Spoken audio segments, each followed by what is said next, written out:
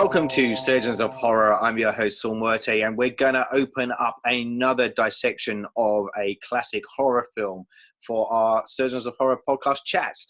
The film in question is going to be 1983's The Entity, starring Barbara Hershey. I'm your host, Saul Muerte, and I'm here to kind of have this discussion with my offsider and co-host, who I'd like to introduce you to now, Myles Davies. Welcome on board, Myles. Glad to be on board. Good to have you, mate. Good to have you. And we're rolling into 2021. Can you believe it? And we're into our 8th season here. So those of you who are keen to go back and check out some of our old stuff, do so. Otherwise, just kind of click on and enjoy our discussions. Pretty much, if you're not used to us or you're just clicking in for the first time, we just ramble about classic films. Sometimes we throw in a couple of the more contemporary ones in the mix too. But for this one, as I said, we're talking about the 1983 horror feature, which was called The Entity. Now, the director for that was a guy called Sidney Furie. And I did read that he apparently didn't classify this as a horror. So this is kind of interesting. So I can see that, though. Yeah. I can see that. Because when I was watching it, because I hadn't watched it for about 30-odd years, and I could see that he didn't treat it like a horror, I don't think. No. He treated it like an exploration into rape, from what I got from it. Yeah. So, yeah. So it is a horror. It's a fucking scary horror. It's a horror. And I think Scorsese's kind of named it like the fourth most horrific film he's ever seen. Amongst when he did that kind of big list a couple of years back. So, and I'm trying to find the quote from Fury now that, here we go. So he said, he describes it as a supernatural suspense movie. But something I'm going to kind of talk about really quickly, and I think that as we go through our dissection of the film, this is clearly going to be one of the main focal points of our discussion, is the subject of rape, because it is a rape movie. And a lot of the time when I was watching this through this time round, I can't remember when I watched it for the first time, but I must have been youngish. But I just was a bit more aware of the subtext that was going on this time round, and the conversations of how. And I'm gonna go out and say it now. I think after watching this film this time round, it's probably the most relevant and poignant movie of our time, and it's a bit shocking that it's a 1983 feature and the subject matter is still something that we need to be talking about today. Exactly. You know, one of the female doctors starts questioning, is it something that she did or something like that? And my wife went, well, that was the time. And I was like, well, not really, because there was a cop down in Victoria last year questioning females in Victoria walking around going, well, if they didn't dress that way. And it's like, well, no, that's not the point. Yeah. I think you're missing the point that it's not their fault. It's the fucking rapist's fault. Yeah. And we're still having this discussion 30 years later, Yeah, so, and that's right, and that's the thing with this particular film as well. Like, if we take out the supernatural component of it for a moment, and if you treat it as, because this is, I believe, is the way that, like, to echo what you were saying about the way Fermi, can't say his name, but say it again. This echoes the way that the director was talking about his direction for the film, is that. If it's treated like, for example, like somebody has broken in to the house or the apartment and has forced themselves on the main character, who's called Carla in this, as we said, played by Barbara Hershey, and the remnants of that happens afterwards. If you treat every other instance that follows is almost like her reliving that experience again over and over and over again. And no one believing her, even the psychologist guy, when he talks to her, has this real, he comes at it from a very scientific point of view, but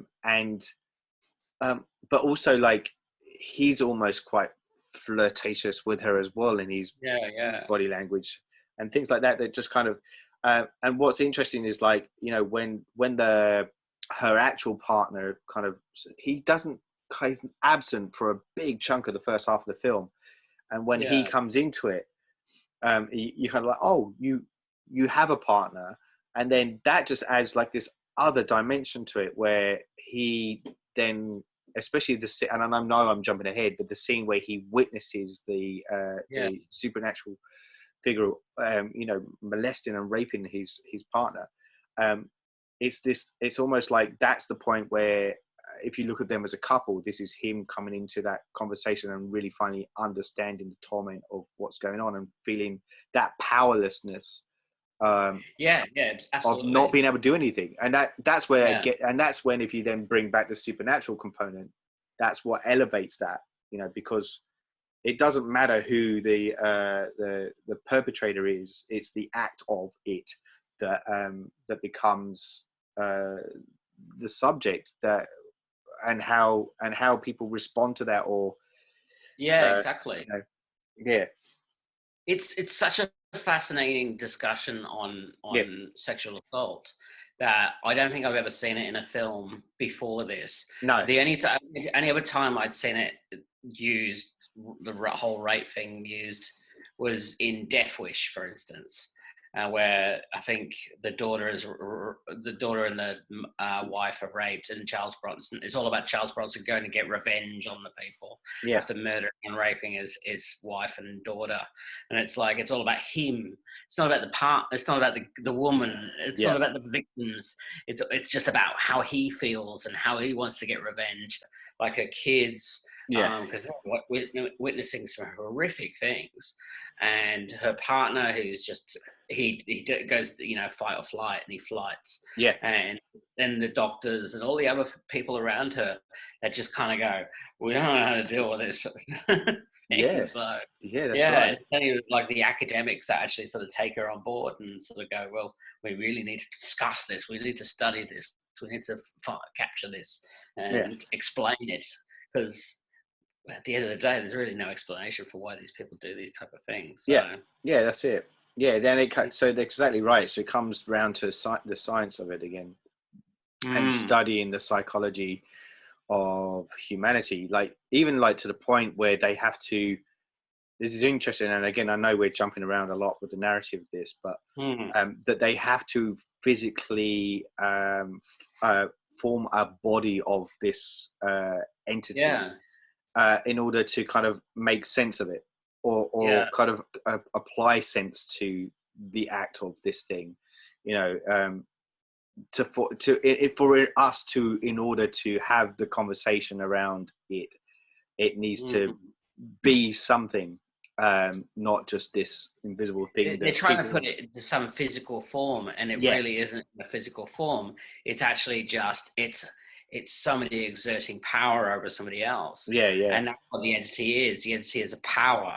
It's a non-physical power that just goes into people and makes people do things. I don't know. It's I mean, being blasé with the whole sort of thing, but it. No, I mean that's the thing. And so often the case, when we see, not always, but when rape is depicted on screen, it's almost sexualized version of it. So, and this has nothing to do with sex. No, that's right. Yeah, and that's what this film, I guess, rewatching it this time round, is what was highlighted to me is how kind of impactful it was in that sense. The sheer kind of brutality of the actions that come. Well, I mean, he essentially, the entity starts off by punching her in the face, basically. That's the first act of assault on her. Is she turns around and he just punches her in the face.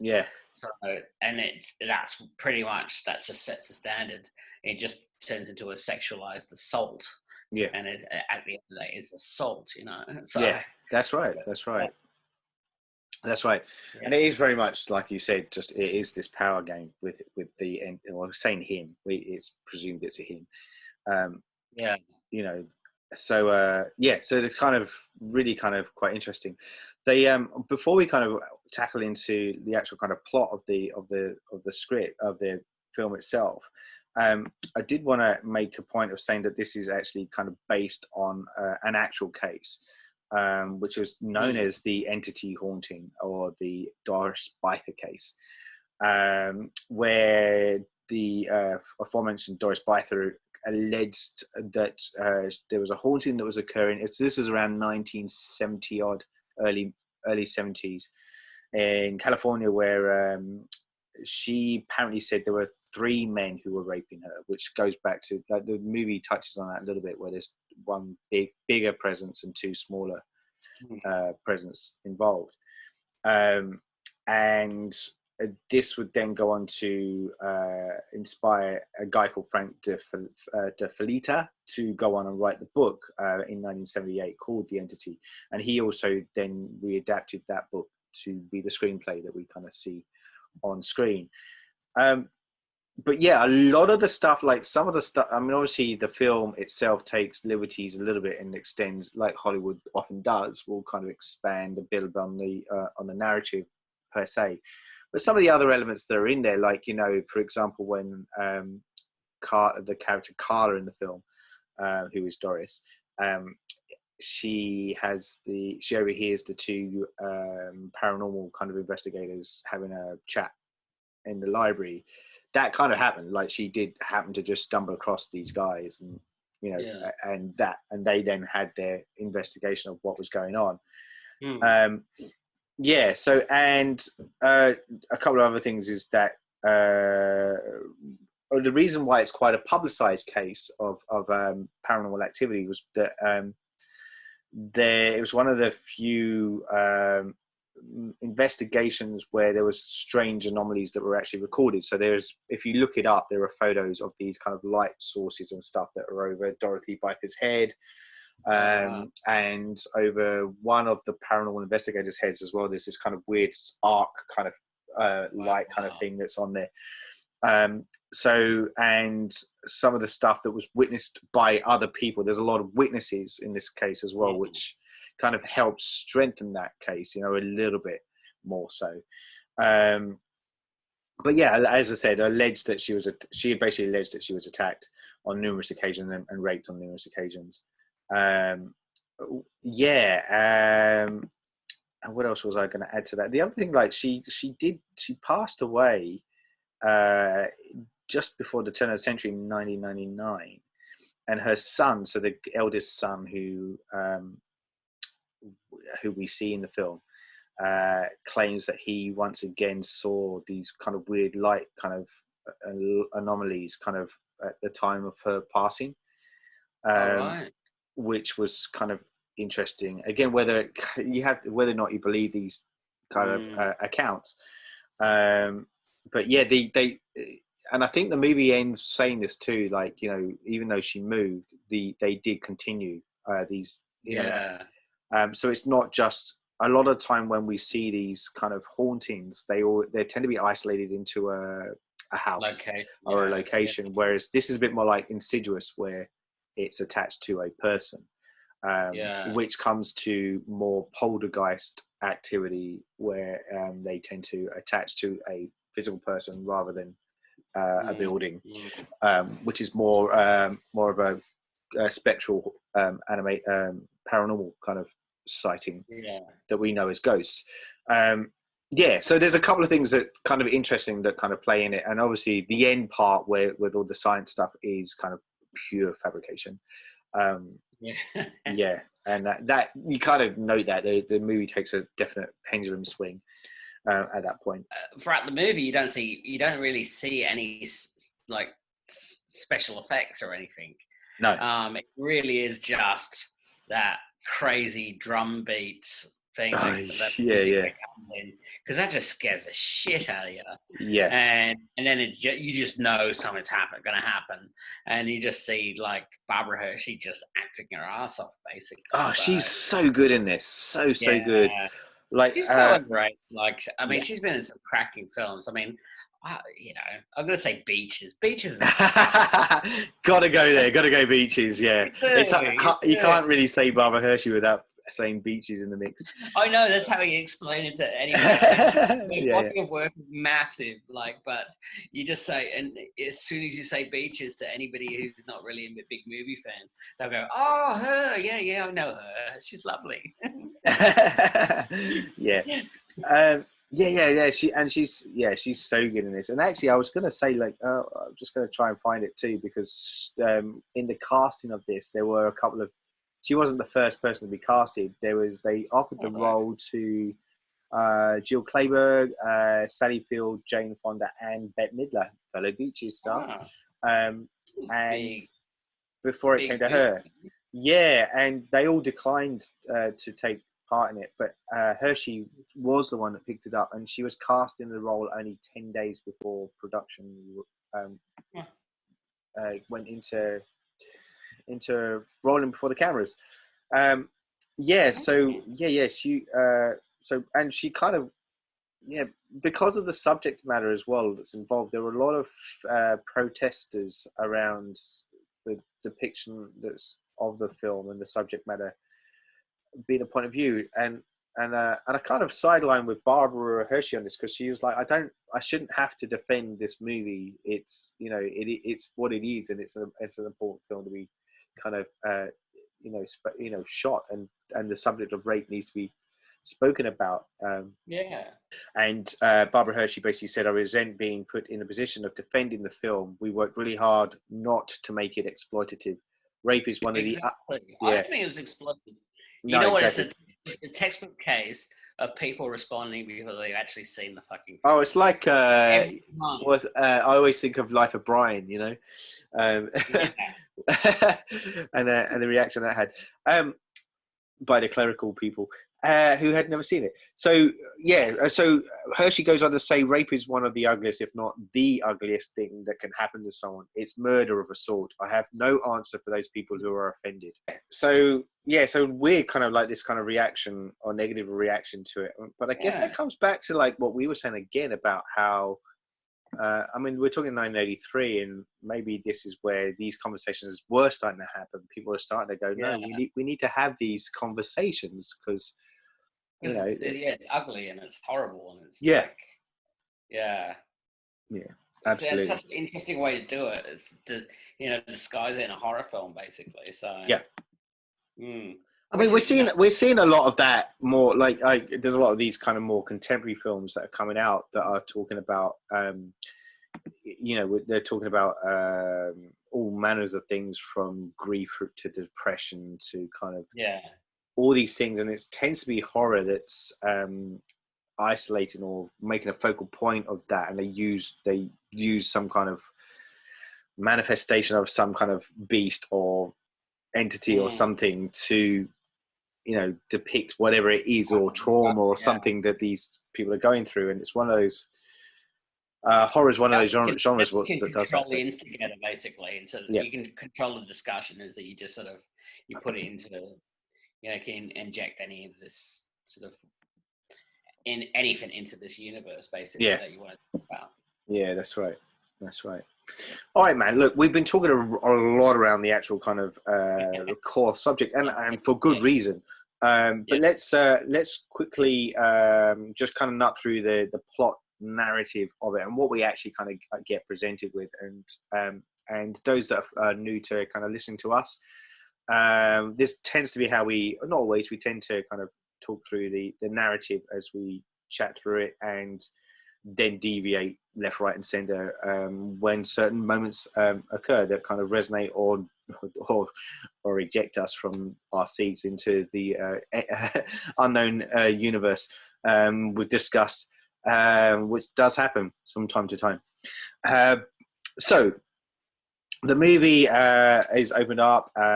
We are presented with a single mother called Carla, who is, as we said, Barbara Hershey, and we see that she's a businesswoman of some kind. We see her coming home into her home place. We're briefly kind of introduced to three kids. There's an older kid who's often up late at night working on his car, and two younger kids. before then she starts going to bed, and we get the act itself, the first act itself coming almost straight away, which I felt was. I mean, you get that with, like, again, if we associate the horror kind of component, we always tend to open with a big moment, and this does happen here. So we do get her kind of, and this is the point you were saying where she gets kind of punched around the face. Just one quick punch around the face, and we see the lip kind of bleed, and then she's kind of forced. Yeah, that's right. And the and it's just the stress and invisible assailant. We don't see who or what it is, and I want to say it's quickly followed by like another very similar incident, not as horrific, but like this presence is felt, and that's when I think that could be when the room shakes. Actually, I think that's the moment where the room starts shaking. And things start flying off, and that's when she grabs the kids and says, "Right, we're leaving." And they end up going to her friend's house called Cindy, and staying there. But the problem is that I think they end up having to leave because Cindy's husband, I want to say his name's George. I don't have the name in front of me. But you can hear he's kind of complaining, right? How long is she going to be here with her kids and blah, blah, blah. So they kind of realize that they can't really hang around, so they drive aimlessly around. They end up at a beach, and and they're just sitting there at night. And that's when the eldest son is like, "So is this it? Are we staying here for the night, or what's happening?"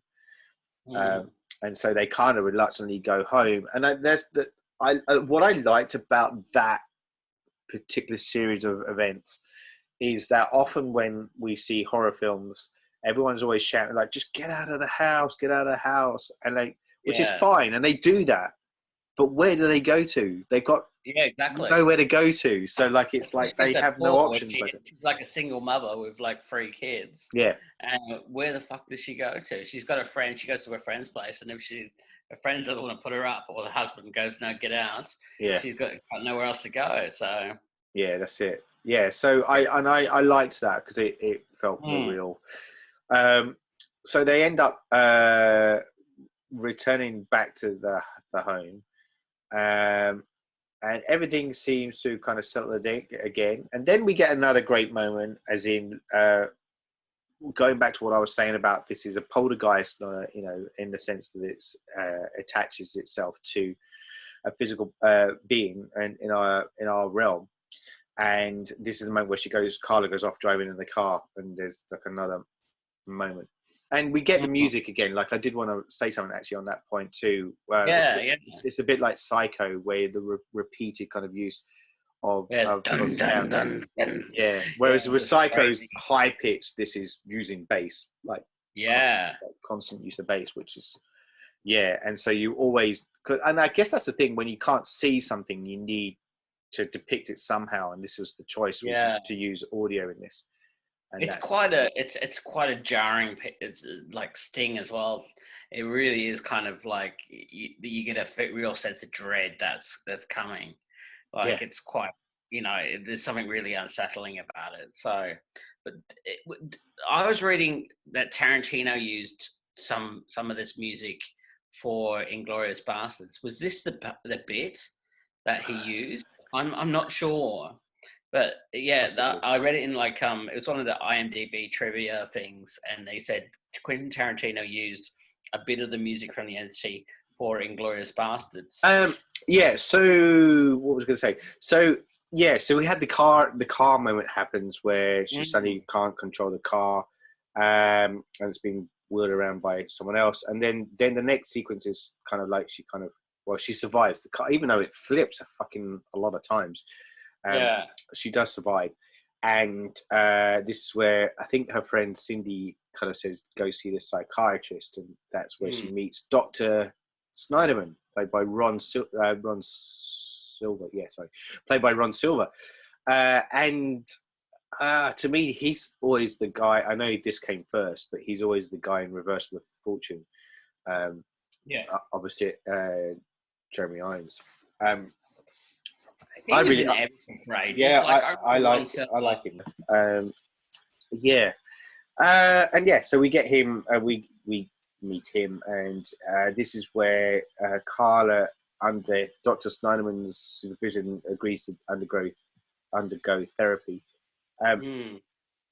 And then we get this another attack at home. This is the bathroom one where she's, I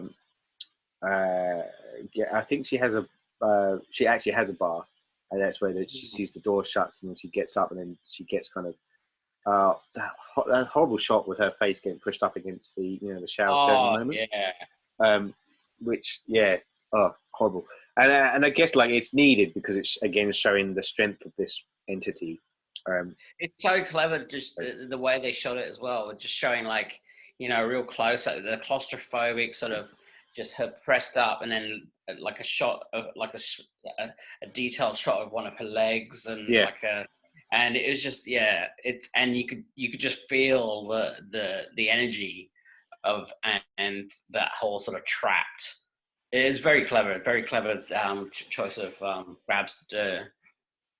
Yeah, and that's the thing that's with this film as well that I noticed. Like, the editing is really really good. Like the choice of shots and the movements around and stuff within it is really quite. Really I mean, you were saying that people were protesting it before about it being gratuitous, but it really wasn't. It didn't show anything. Like, no. I mean, the only real nudity that you actually get is later on when the partner sees. Yeah, and even then, it's not actually real. No, it's a mannequin. So I guess what does that say? Like, well, hats off to the people that created it to make it look that believable. I think they handled it really, really sensitively. Yeah, with this. I agree. So we have this real kind of again this moment, and this time she's left with significant kind of marks and bruises, like bite marks, bruising, and she shows them to Dr. Snyderman, and he believes she inflicted them on herself, even though the marks are kind of at places that are kind of impossible for her to do to herself. And then we at this point learn that Carla suffered from a series of traumas in her childhood, including sexual and physical abuse. So this leads Snyderman on this path of this is old stuff being reawakened within her. And one of the things I think it also was there's potential. I think there was a teenage pregnancy, and like her first husband died some violent death as well, or something that's that's spoken about. So the point is that Snyderman believes that these paranormal experiences are like delusions from her past trauma kind of coming to the surface. Yeah, pretty much. So then we have another. This is the other thing too. Like, there's a lot of moments that happen in this movie where she just gets really physically abused. And I think the relentlessness of this, also echoed by the fact with the going back to the score again with that music, it's just constant. It's barraging, and it's and I've forgotten how many actual moments happen in this film. Like, it just feels like every time she's home, that something else occurs. Any victim of domestic violence, their home is supposed to be their safe zone, and it's not. It's their worst place, basically. Where they're susceptible the most, and that's where they receive the most damage. And she's copying it like big time there. So I mean, like, even if you go like, and I know this isn't the case in this, but even if you then look at this from the point of view that it's domestic violence, and for a woman who has a family and has to constantly go back to a house where she is not safe, she's always under threat from being attacked from her husband or boyfriend or whoever it is at any given point, and you never know. Like, there's these great little moments in this film where Barbara Hershey's just like going to bed and she's constantly looking around on edge, not knowing is tonight is this going to be again? Is this going to happen again? And I think that's one of the, again, this is going back to what we were saying, how it really shows it in a in a very clever, smart way. It doesn't glorify it. It doesn't, it just shows it for what it is. And I think that's, again, what makes this film so fascinating. And it really is a solid representation of domestic violence. Yeah. And rape, basically. Yeah. Like, spousal rape, essentially. So, yeah, that's right. Yeah. Yeah. So we, so the next moment is, so this is the next moment that another incident happens. This is where she's attacked again, and this time it's actually in front of her kids. And this is, even though like we've seen the brutal stuff before, this is really, really horrible to kind of play this in front of the kids. Yeah, because and this is again as harrowing as it is to see that, it is that next level up of confidence from this entity. Like it doesn't matter now. Like he's been doing it in secret before, but he's getting more confident and he's powerful. And that's it. There's no disregard. And so, and the curious thing is like, when the eldest son tries to intervene, that's when he gets those electrical kind of pulses and stuff. So the one moment we get visual effects being used, and then him being kind of, as I said, being kind of electrified from above, and he's frozen to the spot. He can't move, or as I said, interact, and I think he breaks his arm or something in the mix of it as well. Like I know he has to go to the hospital to get something treated. And this is where Dr. Snyderman, on the back of this, kind of urges her to commit herself to a psychiatric hospital for observation, but she refuses to do so. So again, he's dismissing it and, for what it is, and thinks it's self-inflicted kind of stuff that's going on. Well, I do, before we kind of move on with that as well, like I know that you have had ghostly encounters yourself, but what's your opinion of these kind of electrical charges kind of component? Like, is that something that you've heard of before? I'm not, to be honest. Yeah, no, I hadn't. I was just curious. I just thought it was for the movies, just because they hadn't actually had any special effects in it so far. So yeah, I thought that was the case, but I didn't want to go down that kind of avenue if I was wrong. Do you know what I mean? I was like, maybe it is a thing, but like to me, it's not. Often it's you either see an entity or you feel an entity. I've heard of static electricity, but and sometimes it might give a little bit of a charge, but like a visual charge. Yeah, not Emperor Palpatine kind of style, kind of stuff that we're getting in this. Like it's the movie. Yeah. All right. No, thanks for that. So the next moment this is where I think Carla goes to her friend Cindy's house again, and Cindy's about to go off with her husband George somewhere, and this is where we get all the windows start smashing in, and Carla comes running in, and this is the point where she says, "No, I believe you." Is that right? This is the bit where she says, "I believe you." And then we also get the incident where, following that, so she's got somebody who actually believes her now. She's like, okay, I'm not crazy. Someone actually believes me.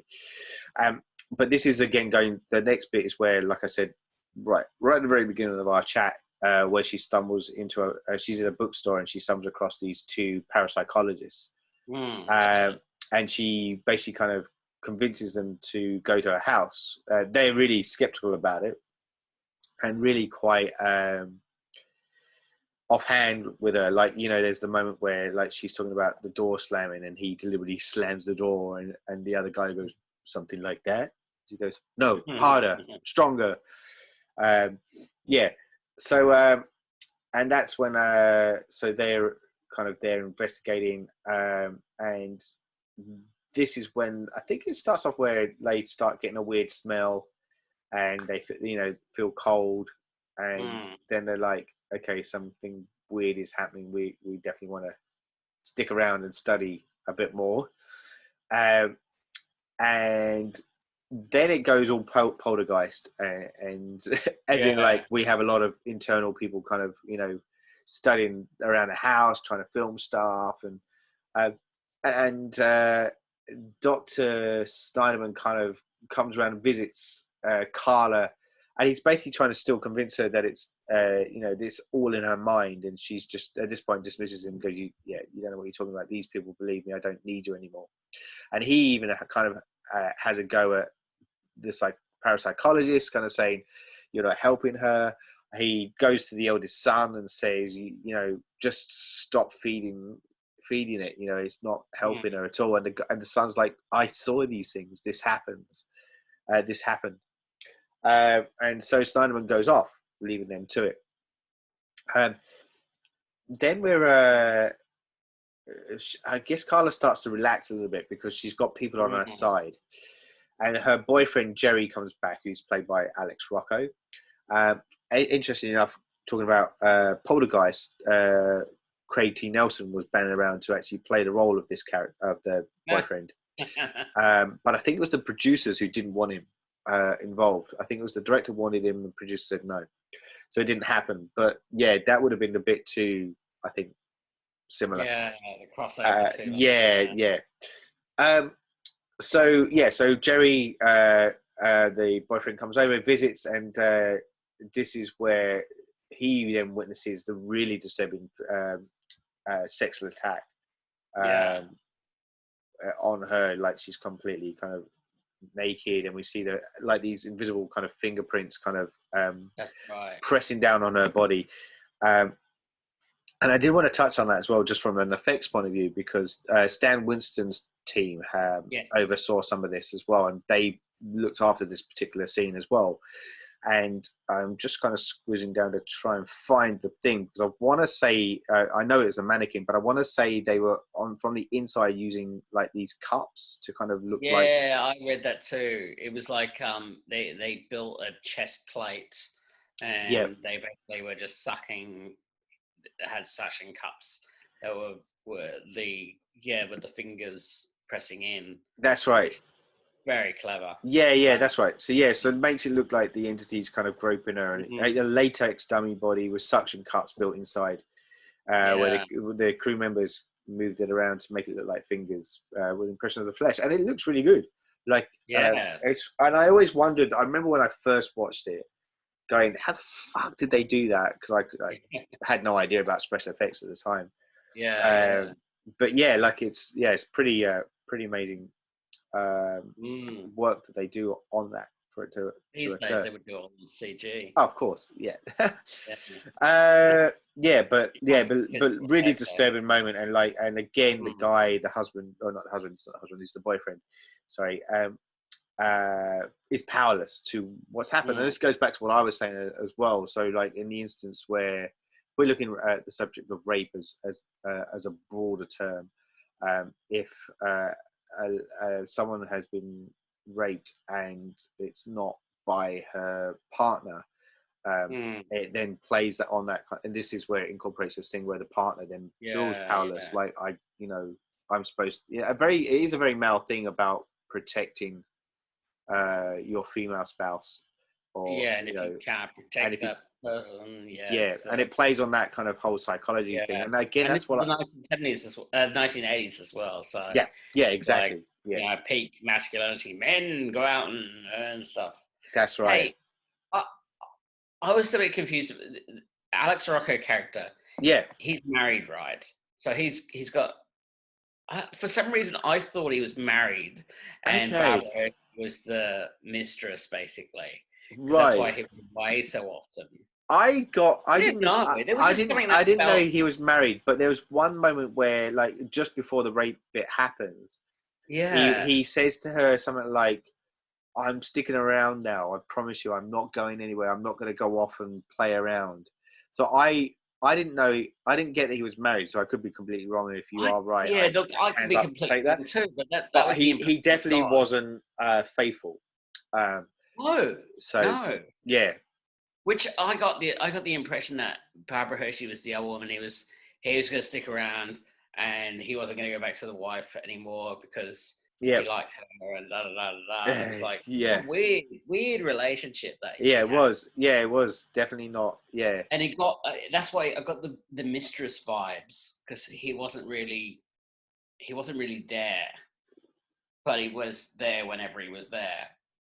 Yeah, and that's the So, other thing too, because she, again, before that big moment happens, she even says to, like, she's reluctant to kind of open up to him about what's been going on, and she has like this one line saying, "Look, I'm not saying this is on you, but they just happened to start after you left as well." So there's this moment, like, they've obviously, things have been going on, and it's a weird moment too, because we don't really know him until there's this one scene early on where we see them kind of together in bed, but it's not a very long scene, but we get the impression that, so she are in a relationship, so it kind of sows that seed, but we don't I really think see him again until he. Cindy might have said something as well. Okay, yeah. In a sly dig about him. Yeah. yeah. I think that rings a bell. Yeah. Yeah. That's why I was like, he's married, right? He had all those vibes to him as well. So yes, he had walk back home, but he was going to make false promises to Barbara Hershey that, of course he was never gonna quit. He was never gonna go to her. Yeah.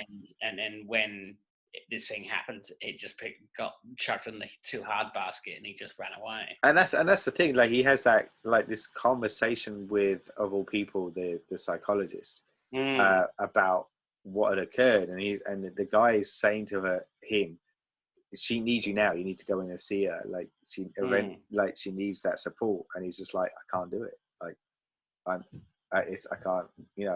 I don't know where to go with this. Like, I witnessed her being attacked by this unknown thing. I can't go there. It's too hard. And you're right. That's it. He just ends the relationship. Yeah. So then, so the next bit, I guess we're moving into like the climax of or the conclusion part of the film, where Carla's just kind of a bit desperate to kind of find out what to do. She's had this horrible ordeal, like a series of horrible ordeals, but this kind of real horrible moment at the end. And this is where she agrees to participate in this experiment carried out by this psychologist, and we also get a female kind of parapsychologist coming into it too, who seems to be a bit more their senior, I guess. And this is crazy, batshit crazy, as in, like, they basically build a mock-up studio that looks like her house. And this is the other most unbelievable aspect of the whole thing. Yeah. Is that these people at the university were able to find it in their budget to build a fucking mock-up studio of a house with CCTV cameras everywhere and security guards on the front door, and in massive sort of liquid nitrogen containers above. I was like, nah, mate. Yeah. Can't even afford to get books. I know. And then this paranormal psychologist department have got access to, like, almost like, I mean, this day and age, something like that probably would cost about $10 million just for a flippant. This lady reckons she's getting raped by ghosts, that type of thing. I know, it's crazy, isn't it? It's crazy. I think Spengler and Stans and would have a bit of a, hey, Dean Yeager, why are you putting all the money into that division? Well, they've got some crazy one. We're actually going out trying to bust these ghosts. Anyway, exactly. Unfortunately, this was the one part that you kind of go, man, you had a really good film, and then you jump the shark with this one. It's like the new bridge. And maybe just before we jump the shark with them, let's just kind of pause that for a moment, because I am 100% with you, by the way. But let's just actually talk about what we witnessed, and then we'll come back to the jump the shark component. So because like I said, like, what we see is like this, they're deciding to lure them into this entity, into a trap, this kind of false sense of, like, let's recreate the space where it's most powerful, which is this house. and so we're going to build this elaborate set that's going to look like your house, and we just need you to act like you would. The only thing you need to do is get into the safe zone, because entities can't go into a safe zone. And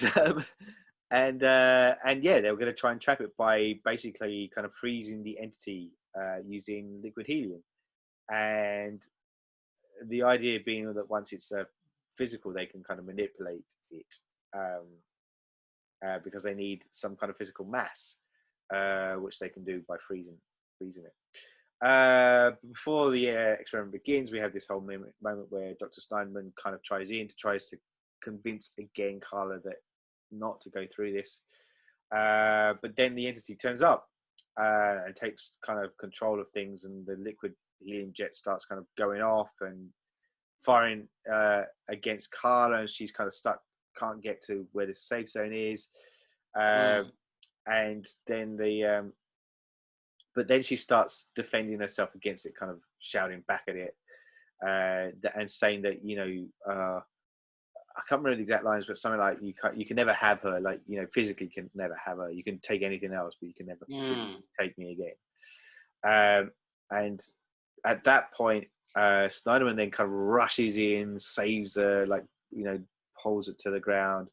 And then they look back and they kind of see this this kind of explosion happens, and this kind of gas kind of goes everywhere, and we see this entity frozen, and it's just this large block of ice, essentially.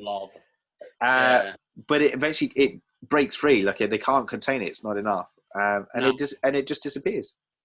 Yeah, goes like, and it's done because it's not physical force, essentially. Yeah. That's right. And so before we kind of talk about like the epilogue moment, so this is like the big kind of sequence that we kind of see. So the jump the shark moment, like we said.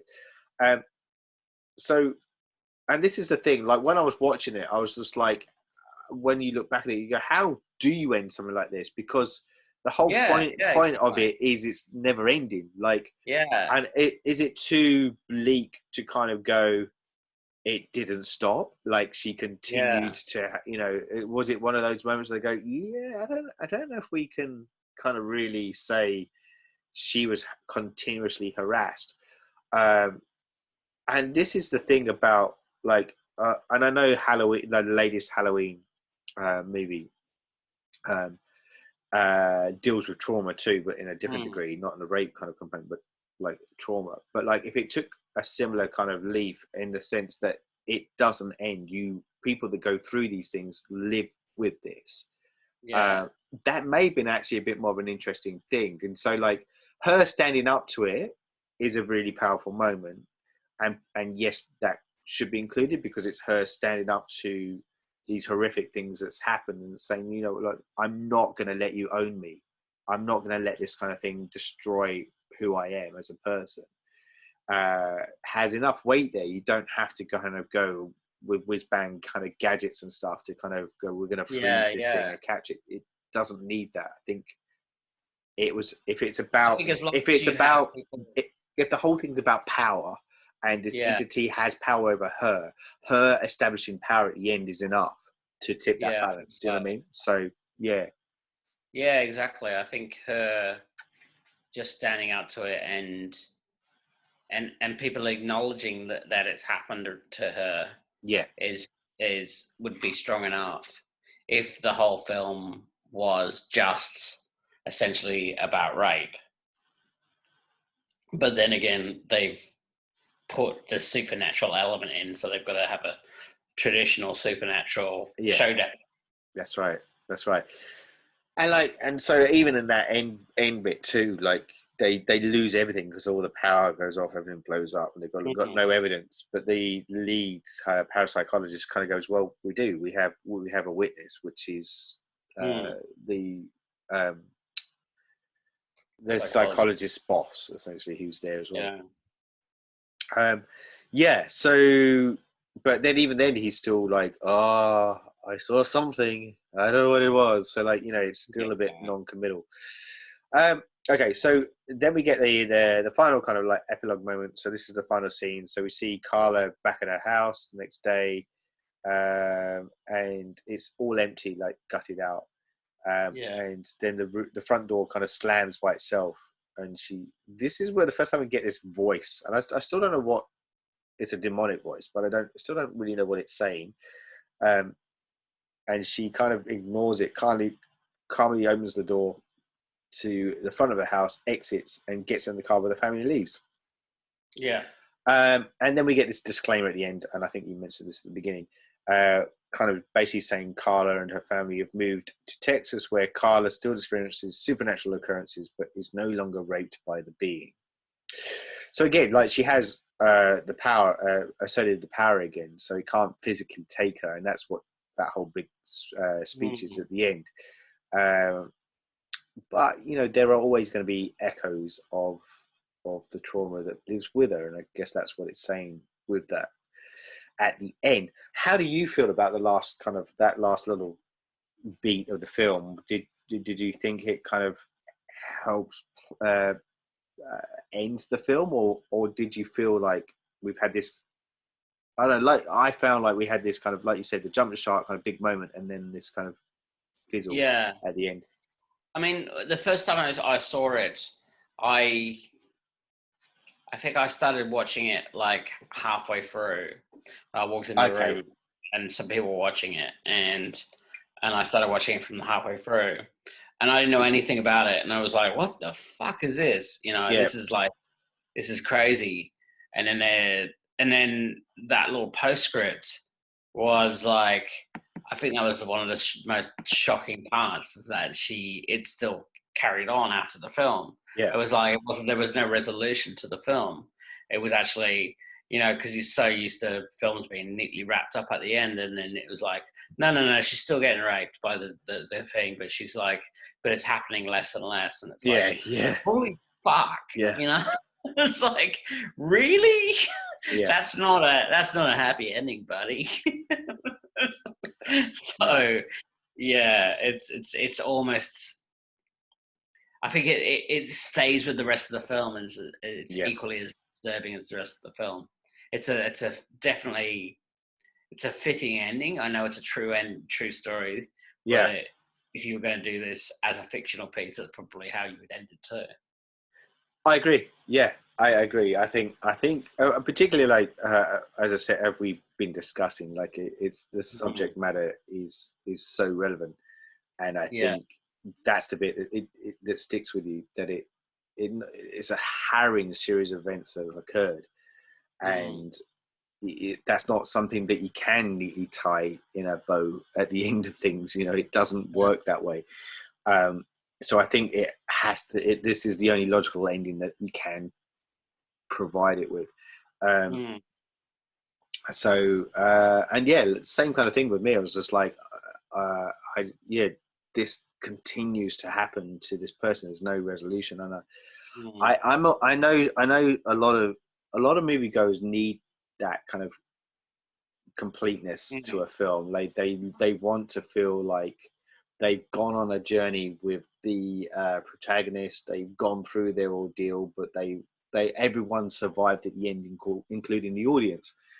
Life isn't like that, and I like films that show that life isn't like that.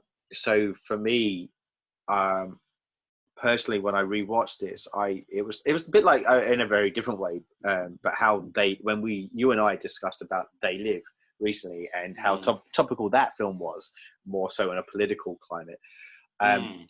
But like, I was just like watching this, going like, this is like we're nearly 40 years old, and it's still as important. And I came away going, it's shocking, but I think people, if you haven't seen this film, have to see this film.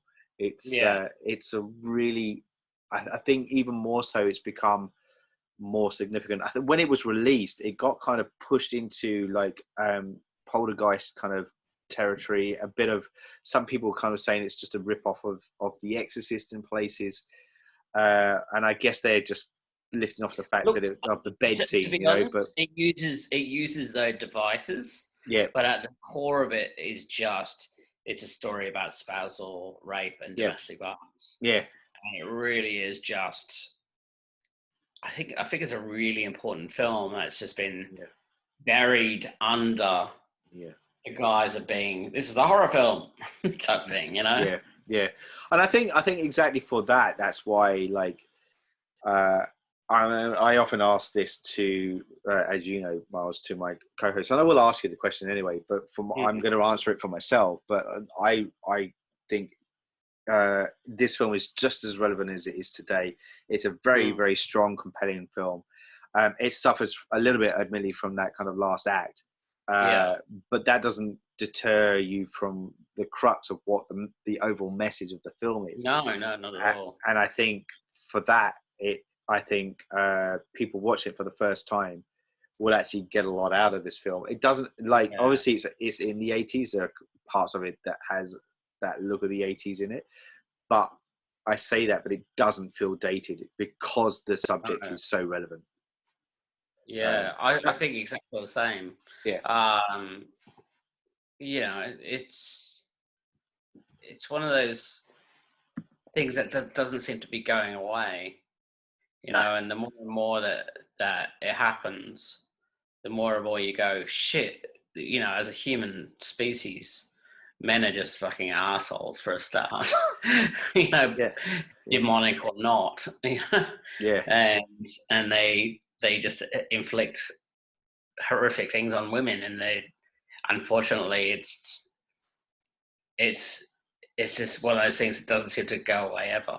The problem though, Myles, and this is probably bigger than we're going to solve in one podcast that's based on talking about horror films, but the problem is that this is such an immersed problem within human society, that it's become embedded from years and years and years and years and years and years of a male-dominated gaze society, and yes, that we are starting to hopefully move into a direction which is starting to equal the balance, but there is a long road yet before we can get there. There's still a strong, you know, like subtext of toxic masculinity happening within the human species. It really is. And you see it every so often, like it just pops up and you just go, you know, man murders his partner and children, man rapes young Israeli student and does horrific things to her, and you just go, fuck it, is this ever going to end?